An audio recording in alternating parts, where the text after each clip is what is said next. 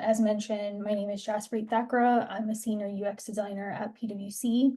A little bit about me. So since high school at around the age of 16, I've always been very interested in psychology and human behavior. And actually that's the part of UX that I enjoy the most.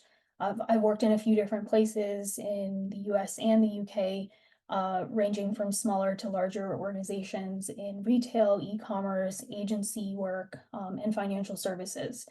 And the best part of UX for me is the rapid delivery and making impact, which is what I'm going to talk to you about today. Outside of being a designer, I mentor aspiring designers and support them on their journey. So today I will be talking through my journey, activities, techniques that you can implement in your roles to make impact, whether you're a solo designer or a designer in a large team. Before we get into the agenda, I would love to hear how many people here are solo designers. So if you could leave a 1 in the chat to let me know you're a solo designer. And if you are a designer in a team of more than 2, if you could leave a 2 in the chat, it would be really helpful to kind of understand the audience that we have today.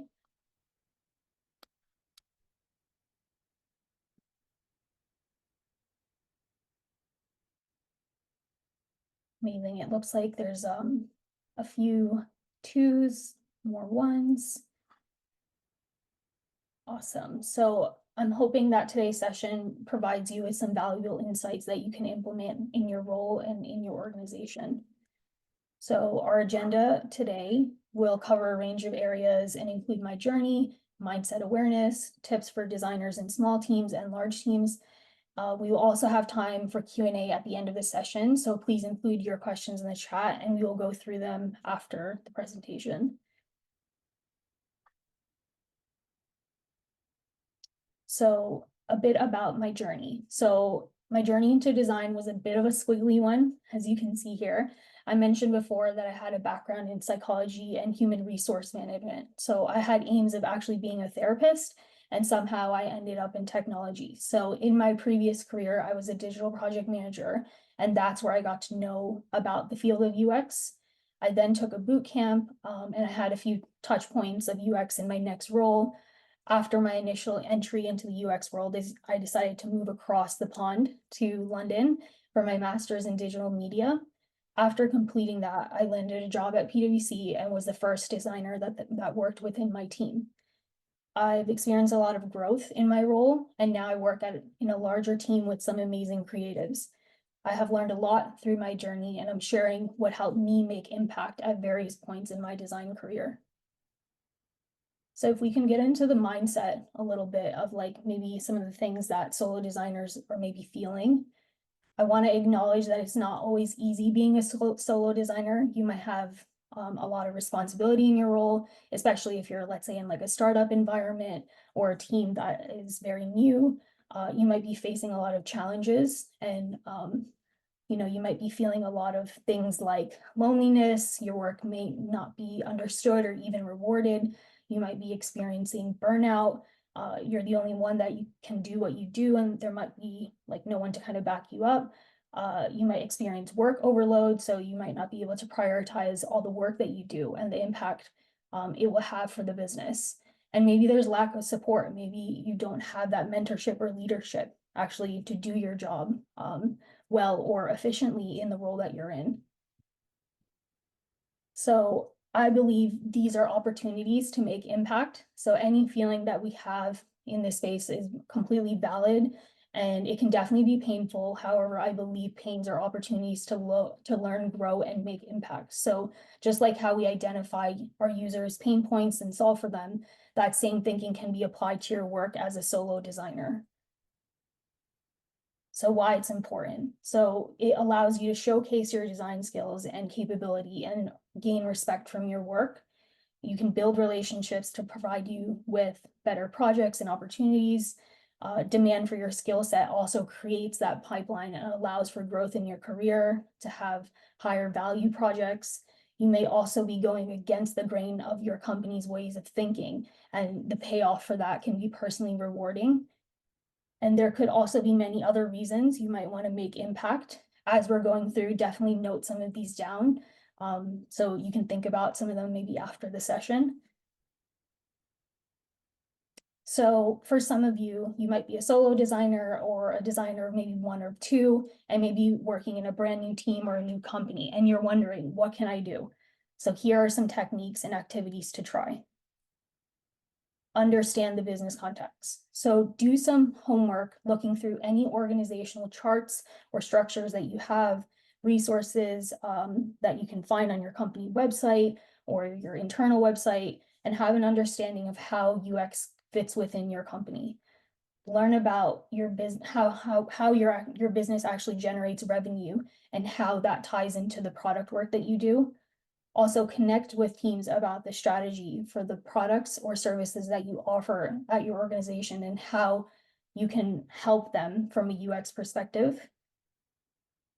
So metrics equal impact. So learn and talk to the stakeholders using business language. It's very important to learn the business side of what you do when delivering on projects. And, if you're working on, you're probably gonna be working on a lot of different products.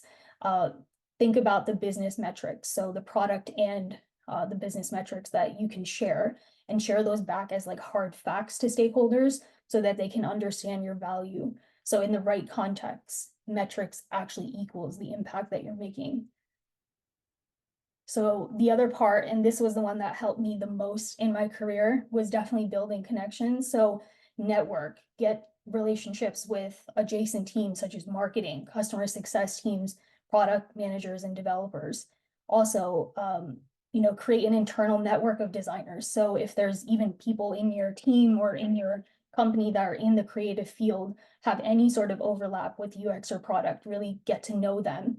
At my current organization, I actually created a small community with all the kind of creatives that I can find, and kind of stuck us all in a group. So it was really helpful to kind of bounce ideas off of each other, and also feel that support.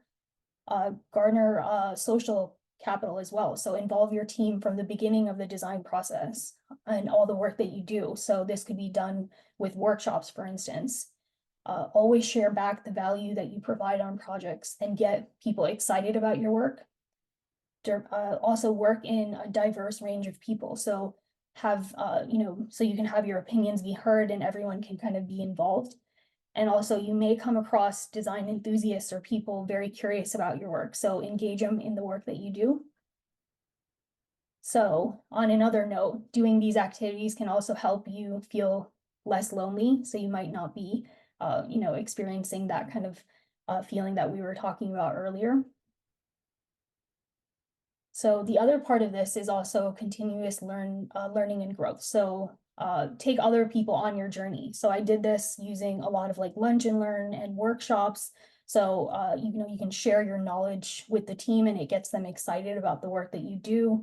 They also might be very, very curious about how you do your work. Also share back any learnings that you have with your team and other designers as well.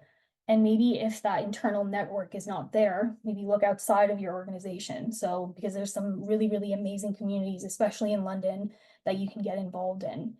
Maybe even finding a mentor to guide you through some of the challenges that you're facing, and ask for feedback on your project work and make sure that you create an atmosphere of continuous growth. So another area that you can explore is establishing your role and process. So over time, you'll notice how the business delivers and think about how you fit into that work done. Set those expectations. So this allows you to be viewed as an expert and unlocks opportunities. Provide updates. So you stay in the forefront of business teams' mind on what you're delivering.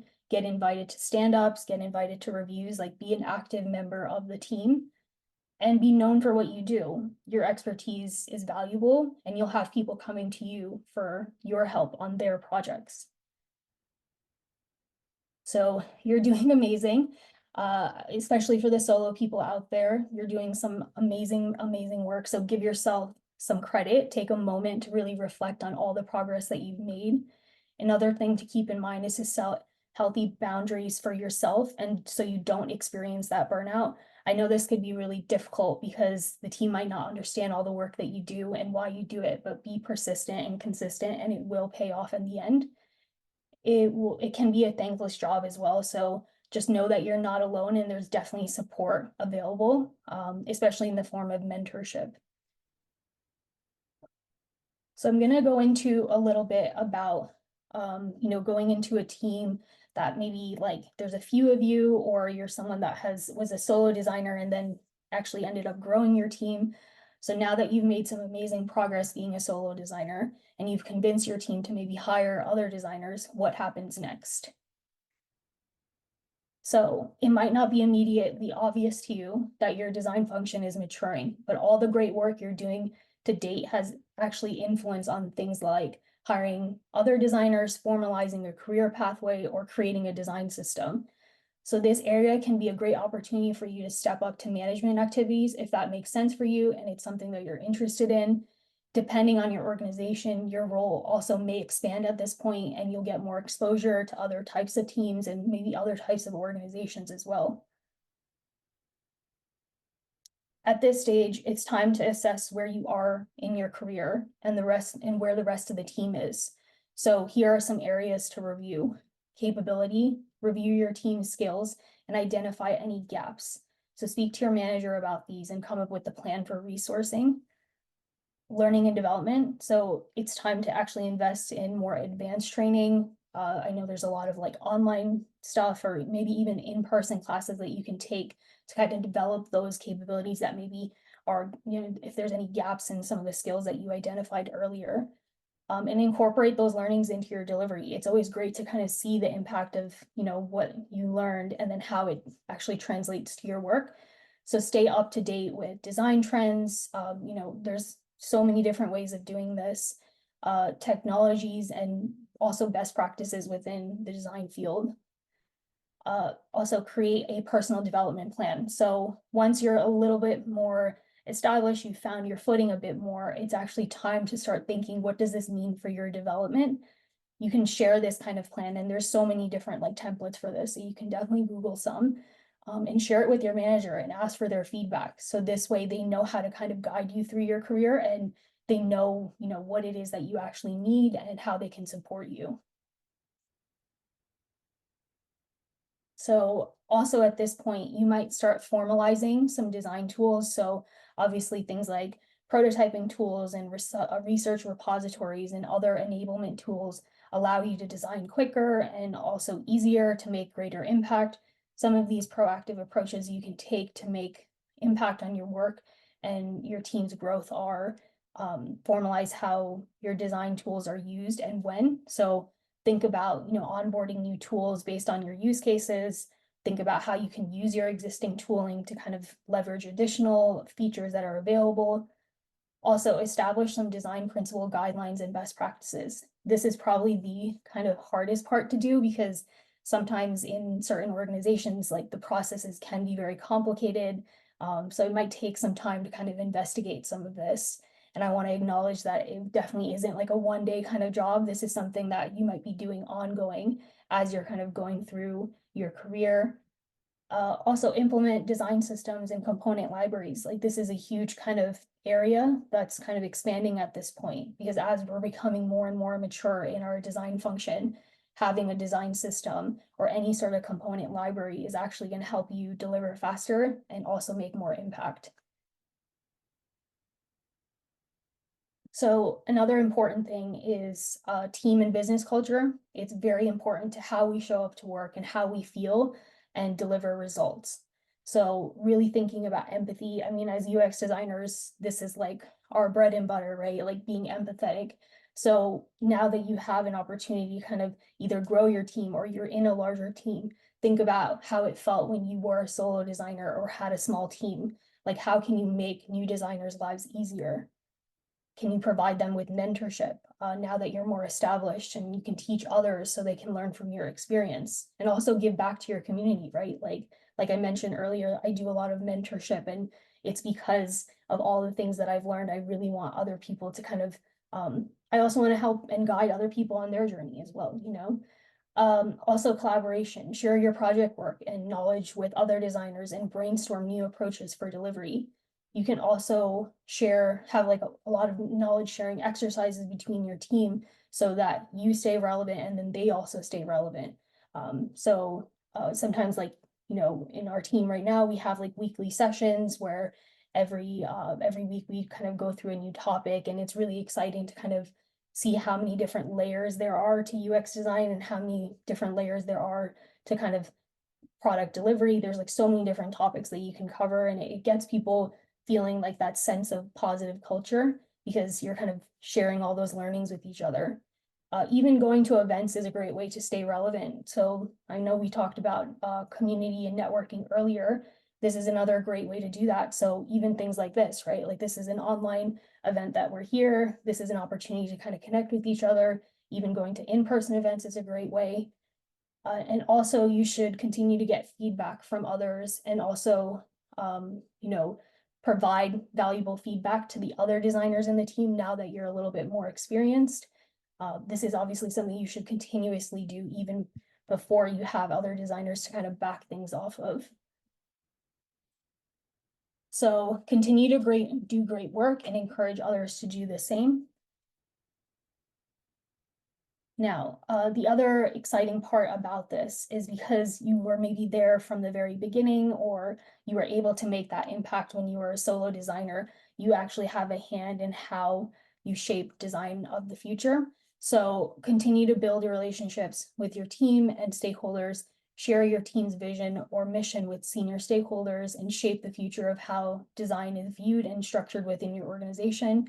Contribute to the design strategy and align the vision with other business goals and objectives. That relationship building part really, really ties in here because you'll already know kind of all the players.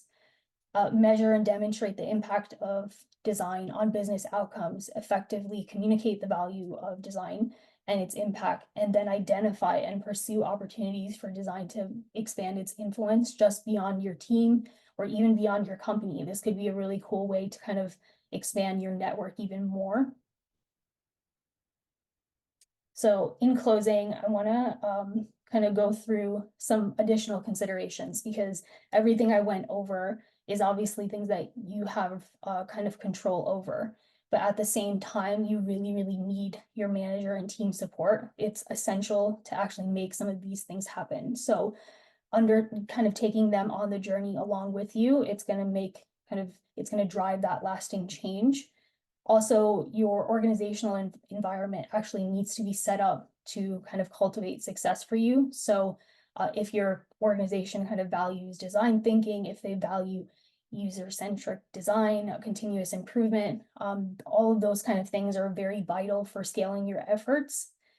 Design is also going beyond actually just crafting those experiences. So embrace a holistic view that extends beyond pure design execution. So think bigger and get involved with driving organizational change. This is an equally important aspect of your role. It's not just about the design, but it's also more holistic than that. So I just want to leave you with a few different kind of points to consider and kind of take away.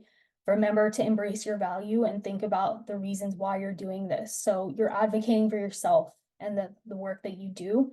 You can very quickly have impact and grow the team along and grow and learn alongside your team, actually. And you have so much knowledge to share it. You know this, and others will definitely too. So I want to thank you so much for having me today and allowing me the space to talk through my design journey with you. I would love to connect with you and hear more about your journeys. You can connect with me on LinkedIn actually using this QR code if you're interested. I know we probably have plenty of time actually to kind of go through some questions. So I'm happy to kind of answer as many as I can. Amazing, amazing. Thanks so much, Jaspreet. I'm hoping we've got some good questions. I've certainly got a few. So if you do have questions, by all means, please put them into the Q&A. Equally, if you'd like to say thank you, as I've mentioned, the chat is open. So yeah, it's always nice for our speakers to know that people have been watching along at home and that you've been part of the journey. So first question, was the session recorded? Yes, it was, Amy. So we'll be posting it on our website. We'll be posting it onto YouTube. I'm also just going to call out, someone in the chat was saying that they were here from Sydney. I've double checked, they were from Sydney. can you please tell me what time it is in Sydney? Because that is some next level dedication. I've got a lot of time for this, so we've gone absolutely global, which is amazing. Um, I thought it myself. The one question we do have in the chat before I get to my questions is, can you tell us a bit more about how you designed your presentation? It was a very good looking slide deck, and the question was, what did you use to create this presentation? Thanks very much, Devanshi. So I can send actually the name of the website in the chat. I basically just Googled like design or really cool design slides or something like that. So I'll try to link it if I can find it. There's probably like a bunch of different templates that you can use actually. Amazing, amazing. We have the time in Australia. It's Yeah, midnight. nice. That Okay. is some dedication. I don't even know what day of the week it is over this. It's going to be Friday morning, I guess. I don't even know. So yeah, all good. It's lovely to have you with us, Paluk, and I hope you become part of the community. So yeah, thanks very much. We have got a couple of questions starting to come in, and please, as I say, get involved. But just before we get to that, I think one of the things that we work in a changing industry, and you've obviously built a career. It was lovely to see your story of how you've ended up where you are, and I just wondered, what changes have you seen in the UX design field over the last 5 years? What's it look like from your side? I mean, I think there's been a lot of changes. I know there's a lot of designers actually looking for opportunities right now, and it can feel a little bit kind of difficult to actually find those, especially those junior level roles. So I think in the last 5 years, there's definitely been more of a boom in this area. There's a lot of interest in this area, which is very exciting. I don't think 5 years ago, at least within the London market, like UX design existed the way it did. So Yeah. it's really exciting actually to see that growth. And obviously with that growth, communities and also companies need to kind of get involved and foster some of that. But unfortunately, I think there's a bit of a kind of a lull in the job market. So I think designers are finding it a little bit challenging right now. I'm hoping that that improves. And I also think it's like really exciting how many new types of like technologies there are. Obviously, like AI is emerging. So I think there's always going to be kind of a place for UX designers, but it might look different in the next 5 years as it does right now. Amazing. Yeah, makes lots of sense. Makes lots of sense. What I might ask you to do, Jaspreet, is just stop sharing your screen. Hopefully, Yeah, everyone's had a sure. time to grab that. We did put your LinkedIn in the chat as well. There is a few conversations going on in the chat. If you have a specific question, please do put it in the Q&A. It just makes it easier for us to read along. The other thing that I will say as well is that it's possible to upvote other people's questions as well. I will quickly go to the question there. If you want to read along at the same time, Jaspreet, if you open the Q&A and if you just order it by most upvotes, that can help as well. The question at the top there is from Amy Sweet. Just wanted to say hi. We met at the UX Women's Network this week. It shows how going to events creates community. So I did also see in the chat, there was a few questions about what is the UX Women's Network. So yeah, hello from Amy. And can you tell us a bit more about that? Yeah, I believe Amy was actually one of the other solo designers that I met at a panel earlier this week. So yeah, we were just talking through like, some of our experiences with being a solo designer. I think it's very different, like, everything that I went through. It can be very different to actually being part of a larger team. So yeah, like I mentioned, there's a lot of great communities in London. I find them actually on Meetup and Eventbrite and also LinkedIn. Like I always encourage other people to, add anyone that's interesting on their LinkedIn because you never know. A lot of people actually post a lot of really cool events. So it's like a really good way to actually meet other designers as well. Amazing. Yeah, sounds good. Bringing people together. That's what it's all about. That is what community is all about. I'm going to go to the question there from Rickhill, because it was one that I was thinking about as well. And I think from my side, I was wondering, what's one piece of practical advice you'd give for someone starting out in UX? And Rickhill's is pretty similar. Do you have any advice for UX, UI designers looking to break into the industries after graduation? So could you give us a little bit of advice for people starting out? Yeah, I mean, I totally agree. It is very, very competitive right now. I think there's also a lot of people maybe in more technical backgrounds that are looking to also get into UX, which I think is amazing. One of the most important things to kind of keep in mind is like what is transferable. So let's say you have, a background in marketing or you've done like retail, how can you transition some of those skills into kind of your UX case studies? So really structuring and thinking about like, what is it that I bring to the table that's unique? And obviously also filling in those gaps with any sort of training that you can take. There's so many courses and like even free stuff that you can find on YouTube to really understand like what it takes to be a UX designer or like the day of the life of a UX designer. So I would really encourage you, if you have the time, to kind of really think about what makes you stand out and how can you transfer those skills into your next career change. Amazing. Yeah, practical tips there for sure. And you've perhaps touched on it a little tiny bit, but Ivan's just popped up with a question towards the bottom actually. But Ivan's question was, if you want to learn one hard or soft skill in the UX space to future-proof yourself, what would you focus on? So I guess Ivan's, you've broken in, you're in the industry now, it's obviously changing all the time. Is there anything that you would speak of to the future that you would recommend? I don't know if there's just one skill. This is a difficult one. I mean, like I mentioned earlier, like AI, I know it's like relatively new and there's some companies that are emerging in this area, but I think keeping an eye out in that space is going to be very vital because I think it's a very quickly evolving field as well. Like I would very much encourage anyone in the tech space to really look into like what AI is and how it can actually impact the work that you do right now. Yeah, makes sense. It's coming for everything, isn't it? Yeah, So I think it's like everyone needs to ever be watching. expanding. Everyone needs to be watching the AI for sure. Um, Again, I've got a couple more of my own, but I'm conscious we've got like 10 open questions from the community, so I'm going to try my best to keep going with those, and then I'll come back to some of mine if needed. So the one that's had 3 upvotes there is, what's one of the hardest challenges you've had to face as a UX designer growing in your role? Hmm.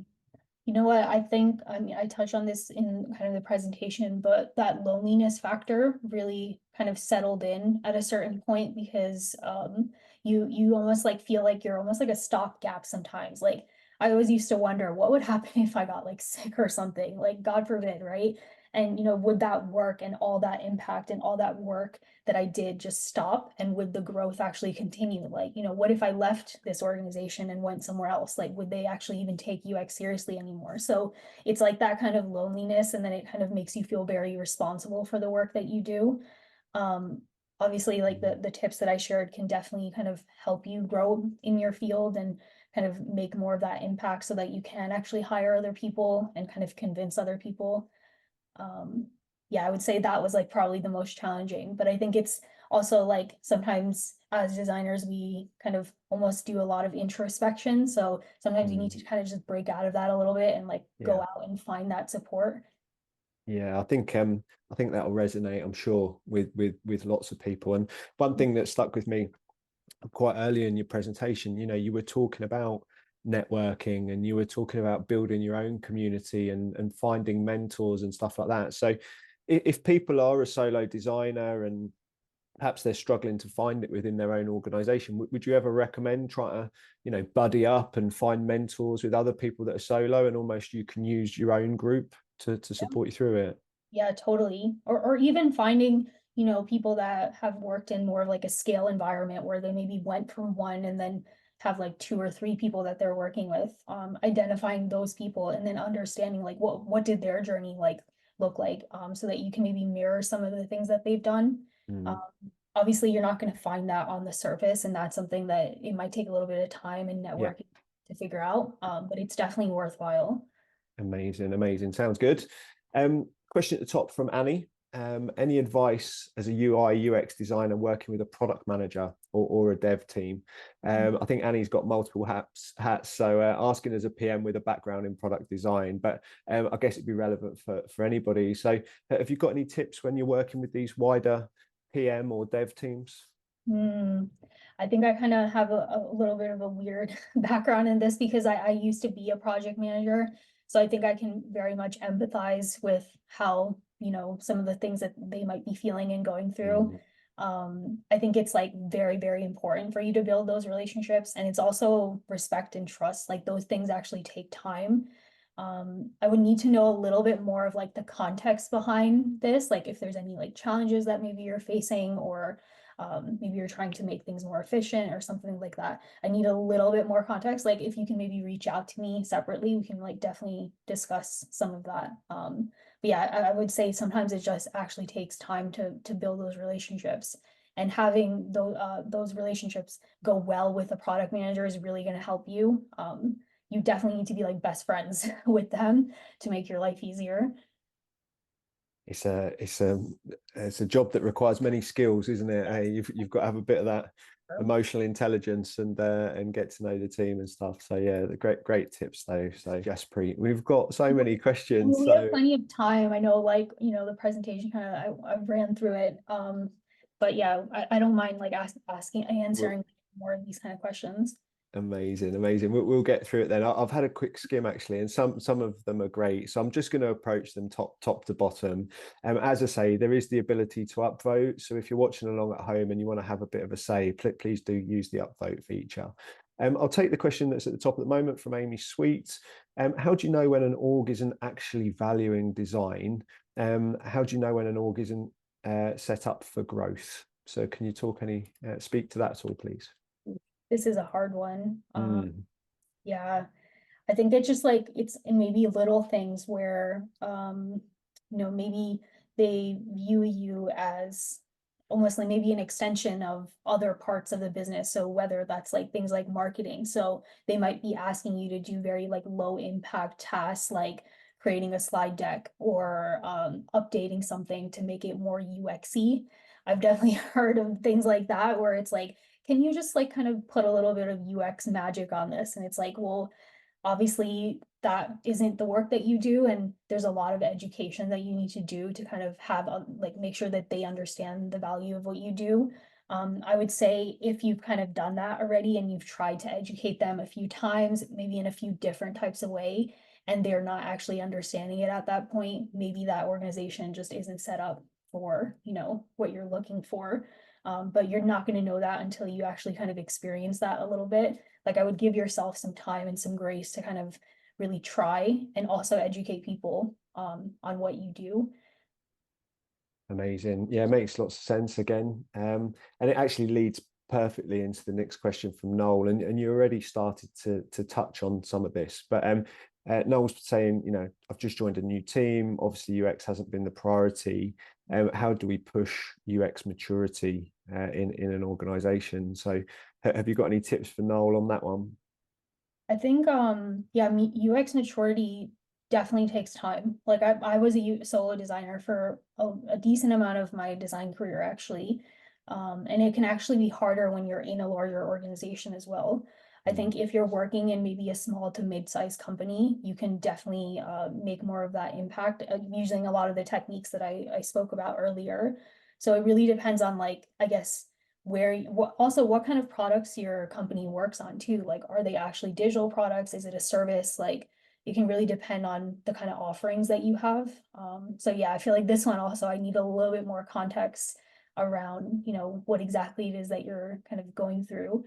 Yeah. And yeah, happy to also like talk about that offline if you're I, comfortable with I that. feel like your inbox might Yeah. get a few messages Probably. in it after this one. So hopefully you've blocked out some time this Yeah, for afternoon sure. to cover It's it. not this weekend because it's a bank holiday weekend, but maybe next week we can get into it. We will get into it. I love it. I love it. Okay, I saw a couple of questions. Bear with me 1 second Sure. that I was looking to get to. Perfect. So I'm going to take a question from Helen Ranscombe. It caught my eye with regard to portfolios. So, hey, Jaspreet, thanks for sharing your journey. As someone new to UX, I'm fairly confident in my design thinking, but I'm lacking confidence in building a portfolio. Do you have any advice on where to start with this? Yes, there's a lot that you can do. I mean, I always encourage everyone to really think about the case studies that they have in their portfolio. So whether you're looking to target certain industries, if you're looking to kind of get into specific industries, it's really about catering the case studies that you have to the kind of stuff that they would be doing. So if there's like projects that you can kind of come up with in your case studies around that, that would be like really helpful. Um, I think also this is one of those things that your portfolio is never going to be done. Like you will constantly be updating it every couple months. I think after every new project, you should definitely take the time to really think about it as a case study and like update your portfolio. Also, you don't need to include every single project in your portfolio. I would only include the ones where you made impact. So we spoke a lot about like business metrics and also project metrics earlier. So anything where you have those kind of hard facts or numbers is like a good kind of project to put in your case study. Oh, sorry, put in your case study in your portfolio. So yeah, I think it's one of those where you have to kind of just go for it. It's like once you start, you'll get your rhythm and then you'll feel more comfortable and then just be very dedicated every couple months to just updating it. Yeah, makes sense. And I think it sounds a little bit as well like sometimes some of these things you just have to start, don't Yeah. you? And then you can refine it over time. I'm going to keep, there's a question about metrics. You've touched on metrics there, so I will come back to that, but just one more quick one first. So question from Roxlana, and it is again about starting out in the industry. So we were talking there about building your portfolio for that first time. So the question here is, could you advise on how to start a career as a junior UX designer? Which skills are most important to improve? So if you think back to your early days, you know, that first 12 months even, what would you say would be the most important skills at that time? I think getting your UI skills to a really, really good place is probably a great place to start as a junior designer. Yeah, I think it's one of those where the other kind of things you can almost learn on the job. But I think if your UI is really good and also research, like look into different research techniques, almost practice some of those, like even if you're doing like kind of a mock case study, it's still an opportunity for you to like practice some of those areas. So I would say research and UI are definitely the two that you should learn. And that's also something you should continue to learn as you kind of grow in your career. Perfect. Thank you for sharing there. Next couple of questions. I'm trying my best Yeah. on the fly to group them together in some sort of meaningful way. So what I'm going to talk about now is talk a bit about impact. And you've talked obviously about metrics and measurements and stuff like that. So the two questions I'm going to pick up are from Tankay and Sabine. So we'll start with the question from Sabine, which is at the top. It's had 3 upvotes. You mentioned metrics and measures. Do you have an example for that? In my experience, I often struggle with finding meaningful things to measure in that regard. Mm. Yes. So sometimes, like to be realistic, right? Like some of your projects and your products might not actually be like you might not be able to convert some of them into metrics, and that's completely okay. That's where I say like project metrics are also a thing. So whether it's an example could be like I interviewed 10 participants and these are some of the findings, and you can say like 3 out of 10 people, responded to this and they asked for this. Like even those kind of metrics are valuable. It doesn't always have to be like product metrics, like conversion rate or any of that. It can also be like some of the stuff that you've done in your projects, and like the findings that you've had as well. It's landing in the chat. We've had a few people agreeing in the chat, so yeah, makes sense. Sounds good. The question then from Tankay, it follows on. Again, it's talking about impact, and quite often you look at metrics to define impact. But Tankay's question was, what was the most common challenge that you faced as a UX designer to make impact? Do you keep finding the same problems, the same blockers to allowing you to do what you want to do? So because I work for a consultancy, it's very different. Like every company and organization type that you work in will be very different. I actually interact with a lot of different stakeholders every other project. So that can be really challenging because you don't actually know like where everyone's level set is when they understand the work that you do. So it's like this constant kind of education piece that you have to do. I think that makes it really exciting though. Like I think that's like a really kind of cool way to almost like keep teaching other people about the work that you do. But if you're in an in-house team, for instance, and maybe you're not interacting with as many stakeholders as, somebody in like an agency or consultancy would, I think that it's a little bit easier because you have the same kind of people around you constantly, and you can actually build relationships a lot quicker. Yeah. In my case, it was a lot of like figuring out things within my team and then trying to also, it's almost like a circle kind of thing, like figuring out within my team how to kind of make that impact and then also trying to grow it on every single project that I was doing. Mm. So it's much harder, but if you're lucky enough to kind of work in an in-house team, it's a little bit easier. If you work in an agency or like a bigger organization, it can take a little bit longer. Yeah. One thing that struck me actually quite early in your presentation, you were talking about understanding the business and Mm. understanding the commercial side and the goals of the business and that type of stuff. So that really landed with me as well. When you try to link it to impact, you have to understand that as well. So perfect. Next couple of questions. As I say, I've tried to group them together, and I think this follows on quite nicely. So the next couple are talking about, trying to find design roles and preparing for interviews and that type of stuff. So first of all, first couple of questions. I'm wondering if you have any advice for finding a UX UI design role in the UK. Do you have any strategies? And that leads into, again, very similar. I'm curious if you could share any tips for securing a UX UI design position. And then finally, once you've found the job that you would like to go for, if you have any tips for interviewing. So yeah, if we could perhaps speak about, have you got any tips to find the job? Once you found the job, have you got any tips to securing it? So, I mean, I think like obviously there's surface level roles within LinkedIn and like Read and all these other kind of tools that you can use, but a lot of companies, especially if you're trying to do something for a startup, they actually advertise roles like on their actual website. So if there's any kind of smaller companies that you're looking to target, I would actually go straight to the source in terms of looking on, what if they have any openings on their website. Also, yeah, like that networking piece, like I know I keep saying it, and it's like one of the things that's kind of happened a lot throughout my career, and it's never going to stop. Like I will continue to do networking. That's massively important. Like the more you can build relationships with recruiters or hiring managers or even other designers, like you never know if maybe that designer is also looking to hire eventually or whatever. Like really investing your time in fostering those relationships.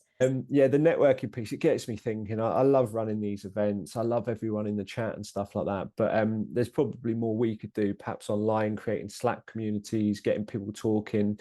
I think also with the networking as well, getting out, meeting people in person, big fan of that as well. So yeah, love to hear all of that.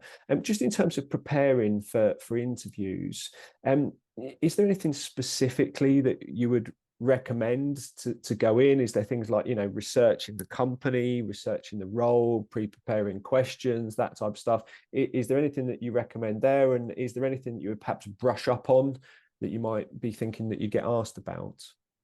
So when you're at this stage with the hiring manager, it's really important to understand like how many rounds of interviews you might have.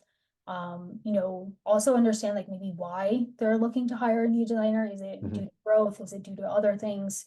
I think another really good tool, and this might be like a little bit weird, is going on YouTube and Googling case study presentation interviews or UX interviews, like Googling to kind of see what other designers, maybe even Yeah. if it's like a company that you're interested in, like let's say it's like a big tech company that you're going for, there's a lot of designers that are actually on YouTube that talk through like some of their interview findings, and they go through like some of the questions, and they also show you the presentation that they actually use to get that role as well. So I would do some digging on YouTube actually. I know that's kind of random, but I did find some like pretty interesting things on there.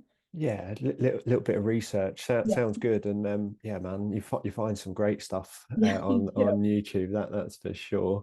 Um, uh, I'm not sure it's 100% a question from Maria that's just popped up at the bottom, but it's almost a talking point, which I completely agree with. So Maria was saying, in terms of networking, it's not just asking or hoping to get something from another person, but asking myself, what value can I bring to other designers? And even if you're junior, senior, whatever, there's always things you can do, isn't there? So I thought that was a great point, Maria, just to call that one out. So thanks for jumping in.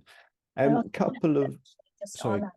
Um, even though you might be very early on in your design career and you might feel like, actually, I can't contribute anything to someone, that's actually not true. So if we think of someone that's maybe like a fresh graduate or has someone that's just completed like their master's in some sort of UX area, they might look to you and think, oh, wow, this person is where I want to be in like a couple years time or like a year's time, and they can relate to you a lot more. I think also, like, if you have an opportunity to coach and mentor others, it actually helps your confidence as well, because it allows you to kind of think like, oh, I do know what I'm talking about, or oh, actually, I can help someone. So I think it comes across more genuine that way because you can build those relationships because you're almost like helping them through their journey. So I think it's like actually an amazing thing to do. So if you ever have anyone kind of reaching out for help, definitely take them on that offer. Love it. Thank you very much, Jaspreet. We have two final questions, and then we'll maybe start to draw things to a close from there. Andre's, I'll get you to read along at the same time, actually, Jaspreet. But in terms of Andre's question related to set expectations, how do you convince stakeholders that, for example, a component libraries are very important and it should be added to the backlog if stakeholders are mostly very focused in getting more from pages live, etc. So I guess summarizing Andre's point, you may know something's very good for the overall business, for the overall role, for your job, etc. You may know it's the right thing to do, but there may be other priorities. So have you come across that? How would you recommend managing it? Yeah, I mean, there's like definitely been a few points where like I've tried to be like, this is an amazing thing to do, like pay attention. And sometimes like it's just maybe wrong timing. Maybe that stakeholder just isn't prepared to kind of listen at that point. And unfortunately, it sounds like, what you're going through is maybe a little bit more vital. And it's something that is very important. Like I agree with you. I'm sure you've tried maybe a few different techniques of like educating them, maybe even sharing the examples of what it could look like, maybe find case studies of like other companies' design systems. Like there's some really famous ones out there that you can look at, like gov.uk has some amazing stuff. So see if there's any case studies that you can pull from those organizations where they have invested in kind of creating different components and design system, and see how it's actually helped them. It might allow you to kind of make it a little bit more real for them, because some of the stuff that we do in UX is very abstract. So it can be really difficult for people to like grasp some of that thinking. But if you're able to provide an example, yeah, and even numbers, like I know I keep talking about numbers, but maybe there's some like findings out there that you can find to share back with your team. Yeah, it's lovely to see you all. Thank you all very much. I hope you enjoy the rest of your day. Have a good weekend, and we'll see you again very soon. Thanks Thank very much. you.